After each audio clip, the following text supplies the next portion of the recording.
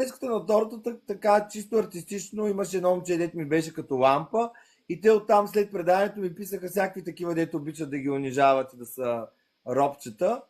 И той беше един от тях, който ми писа, че и той иска да ми е лампа, щял да ми бъде нощна лампа, щял да ми бъде лампион, пък абажур, пък не знам си какво. Всякак можел да стои, такива неща. Иначе виж го, той сам и на нас писа да лази, сам си измисля нещата, после се прави на болен. Виждаш ли какъв е долен? Да, и после какво викаш, изиграл всичко на казино. Всичко, аз съм качил клип, бе, ти не го ли видя? 160 хиляди. А те хората какво му направили? Дали му дарения.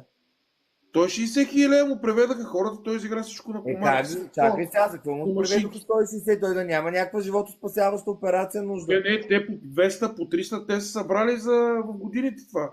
За една година някакво. А за какво му дават пари? За това, че Защото е куче.